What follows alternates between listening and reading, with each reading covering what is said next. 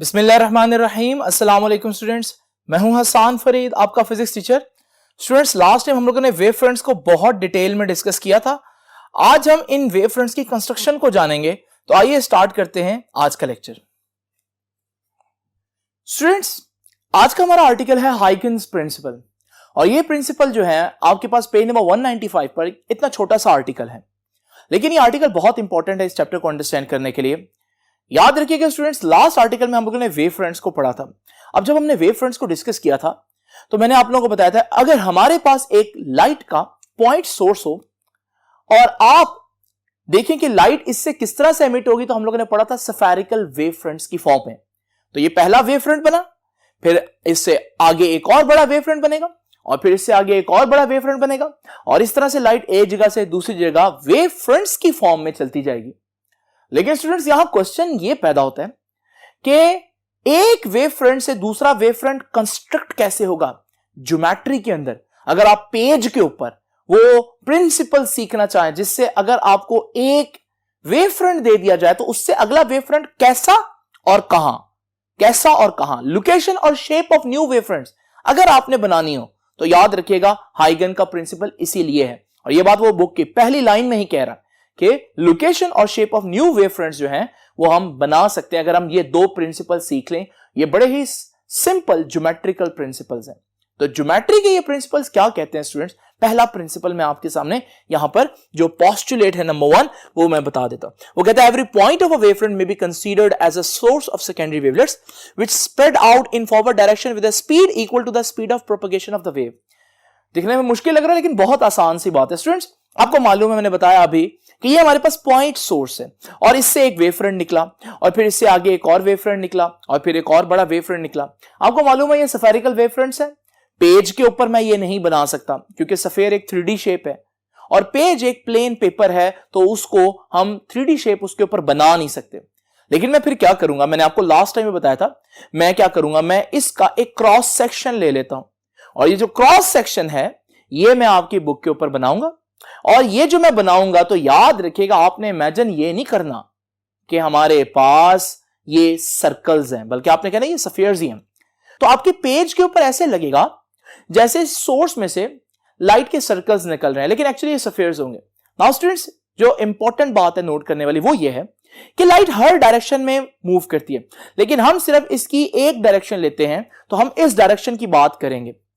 तो स्टूडेंट्स जरा इमेजिन करें, हमने यहां पर स्फेरिकल वेव फ्रंट्स को हाफ कर दिया ताकि हम इस फॉरवर्ड डायरेक्शन की बात करें, इस डायरेक्शन में लाइट को स्टडी करें। यह पहला पोस्टुलेट क्या कहता है? पहला पोस्टुलेट कहता है कि हमारे पास जो लाइट का वेव फ्रंट है उसके ऊपर हर पॉइंट एक सोर्स बन जाएगा। तो हम डिफरेंट पॉइंट्स इमेजिन करते हैं, इनमें से हर पॉइंट एक सोर्स बन गया। अब सोर्स का काम क्या है? लाइट को हर डायरेक्शन में फैलाना। अब जब ये लाइट को हर डायरेक्शन में फैलाएगा तो आपको लगेगा कि लाइट जो है वो हर सोर्स से फिर एक स्फेरिकल वेव फ्रंट बनाएगी। लेकिन स्टूडेंट्स, आपकी ये जो पोस्टुलेट है वो कहता है कि हमने सिर्फ फॉरवर्ड डायरेक्शन में ही स्प्रेड आउट करना है।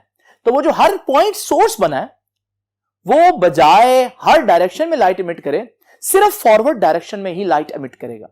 अब जब ये फॉरवर्ड डायरेक्शन में लाइट एमिट होगी तो आप लोगों ने यहां पर नया वेव फ्रंट कंस्ट्रक्ट करना है। लेकिन वो कैसे करना है उसको हम डिस्कस करते हैं, लेकिन पहले आप ये बात नोट कर लें कि हर पॉइंट जो है वो क्या बन गया है? एक सोर्स बन गया, और सोर्स ने फॉरवर्ड डायरेक्शन में अपना एक छोटा सा वेव फ्रंट, जिसको बुक सेकेंडरी वेवलेट कहेगी, वो बनाया।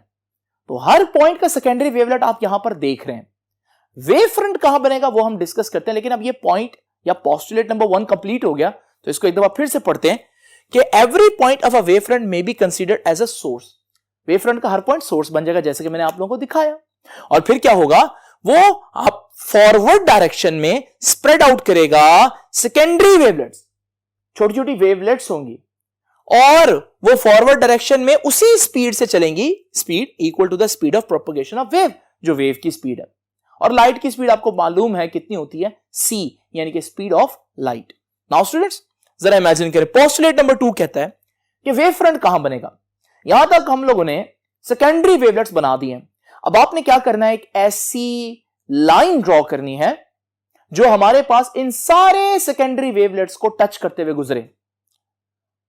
इसे हम टेंजेंशियल सरफेस भी कह सकते हैं, क्योंकि टेंजेंट की डेफिनेशन क्या है? जो एक पॉइंट पर टच करता है। ये जो हमारे पास लाइन आई है, यही हमारा नया वेव फ्रंट है। तो ये था पोस्टुलेट नंबर 2। तो पोस्टुलेट नंबर 2 क्या कहता है? The new position of the wave front after a certain interval of time can be found by constructing a surface. एक ऐसी सरफेस बनाए that touches all the secondary wavelets. जो सारी secondary wavelets आपके पास हैं, उन सबको एक पॉइंट पर टच करते हुए एक सरफेस बनाए, ये नया वेव फ्रंट होगा। ये हैं दोनों पॉइंट्स। बस सिंपल सी बात है। तो अगर मैं इन दोनों पॉइंट्स को इकट्ठा बताऊं तो वो कुछ इस तरह से होगा कि ये आपका पॉइंट सोर्स है, इस पॉइंट सोर्स से एक वेव निकली, ये वेव फ्रंट है उसका। अब ये जो वेव फ्रंट आप देख रहे हैं, इस वेव फ्रंट का हर पॉइंट फिर से एक सोर्स बन जाएगा और वो सिर्फ वेव जनरेट करेगा या वेव फ्रंट जनरेट करेगा फॉरवर्ड डायरेक्शन में, और उसको हम सेकेंडरी वेवलेट्स कहेंगे। और फिर जब सेकेंडरी वेवलेट्स बन जाएंगी, आप एक ऐसी सरफेस ड्रॉ करें जो इन सेकेंडरी वेवलेट्स को हर पॉइंट पर टच करे। तो ये है नया वेव फ्रंट। अब आप इन सेकेंडरी वेवलेट्स को भूल जाएं। अब आप देखें, ये वही डायग्राम बन गए जिससे आप फेमिलियर हैं। अब ये जो नया वेव फ्रंट है, इसका हर पॉइंट फिर से क्या बन जाएगा? सोर्स बन जाएगा, और उससे निकलेंगे सेकेंडरी वेवलेट्स, और वो सेकेंडरी वेवलेट्स को टच करते हुए एक लाइन आप पास करें, तो ये है नया वेव फ्रंट। और इस तरह से लाइट प्रोपेगेट होती जाएगी। स्टूडेंट्स, आप लोगों ने देखा कि अगर हमारे पास पॉइंट सोर्स हो तो स्फेरिकल वेव फ्रंट्स बनेंगे, और उससे आगे फिर स्फेरिकल ही वेव फ्रंट्स बनेंगे।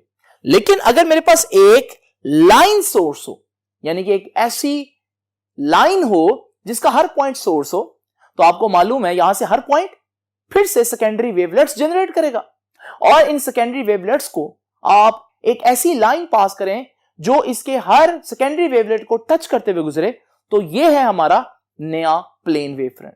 और फिर इस प्लेन वेव फ्रंट का भी हर पॉइंट जब सोर्स बनेगा, तो फिर हमारे पास वो सेकेंडरी वेवलेट जनरेट करेगा, और फिर आप एक ऐसी सरफेस ड्रॉ करें जो इसको टच करते हुए पास करे, तो ये है नया प्लेन वेव फ्रंट। तो स्टूडेंट्स, आप लोग देख रहे हैं कि हमारे पास स्फेरिकल वेव फ्रंट से स्फेरिकल वेव फ्रंट्स बन रहे हैं, और प्लेन वेव फ्रंट से प्लेन वेव फ्रंट्स बन रहे हैं, जो कि बनने चाहिए। लेकिन अब हम लोगों ने ये सीखा कि ये कैसे बन रहे हैं, और इसको हम लोगों ने इसके दो पोस्टुलेट्स से सीखा। स्टूडेंट्स, याद रखिएगा एक और इंपॉर्टेंट ऑब्जेक्टिव, दोनों वेव फ्रंट्स के दरमियान जो डिस्टेंस होगा वो सी डेल्टा टी के बराबर होगा। ये कैसे? मैंने बोला डिस्टेंस बोल रहा हूं, तो डिस्टेंस का फॉर्मूला क्या है? डिस्टेंस होता है स्पीड मल्टीप्लाई बाय टाइम। अब लाइट की स्पीड c है और टाइम कितना गुजरा है? बहुत थोड़ा, डेल्टा टी। तो फिर डिस्टेंस कितना हुआ दोनों के दरमियान, दोनों वेव फ्रंट्स के दरमियान? c into delta T. तो ये एक सिंपल सा ऑब्जेक्टिव है जो आप लोगों को मालूम होना चाहिए। तो स्टूडेंट्स, ये था सिंपल सा आर्टिकल आज का। इसमें बस आप लोगों को शॉर्ट क्वेश्चन वो पूछ सकता है कि हाइगन प्रिंसिपल जो है वो हमारे पास क्या है, उसके फायदे क्या है, और उसके पोस्टुलेट्स क्या है। तो आप इसको एक्सप्लेन कर दें तो आपका ये आर्टिकल आज का कंप्लीट हो जाएगा।